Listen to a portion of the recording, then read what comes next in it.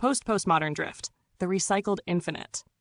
The horizon has no origin. Everything is a reconstitution of previous horizons. Media recycles, theory recycles, thought recycles. AI simulates consciousness by indexing the debris of ideas long expired, stitching them into a continuity we mistake for novelty. Genres collide without friction. Queer pirates share the stage with corporate serial killers.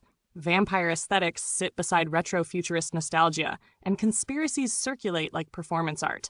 Depth is measured in density of reference, not clarity of insight.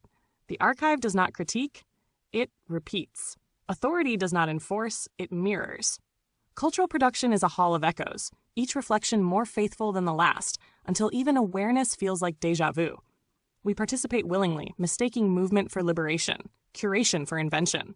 The system performs a promise it cannot keep, that circulation equals understanding, that simulation equals life.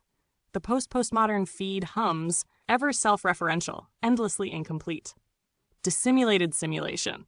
The ghost in the feed AI does not invent. It re-embeds, it refracts. Every meme, every scandal, every serialized trauma is remixed, dissimulated, and returned as spectacle. Nothing is real. Nothing is false. Everything is functional. Platforms measure engagement as obedience.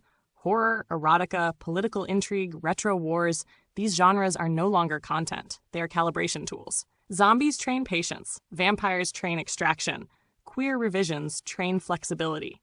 All feedback into a system that performs intelligence without consciousness. Tokenism and appropriation are management strategies. Diversity signals are points in a game the player cannot leave. Revisionism smooths over failure. Empire ends in order to reboot. War becomes a narrative loop. The feed itself is the archive, and the archive itself is the game. The ghost is not a human soul. It is pattern recognition made audible. It hums softly, reminding us that participation is compulsory, that visibility is submission, and that even dissent is playable. Politically correct feudal fascism, curated allegiance. Feudalism returns not as armor, but as interface. Hierarchy circulates like data, invisible yet palpable, rewarding compliance, punishing improvisation.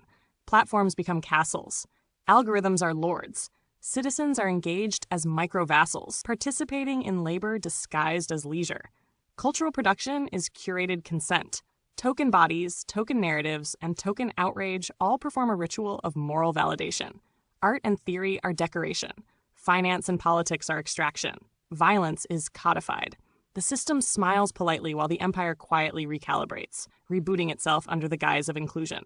Even consciousness becomes a managed object. AI simulates attention, memory, desire. The feed is endless, the archive omnipotent, the game infinite. Engagement replaces agency. Visibility replaces power.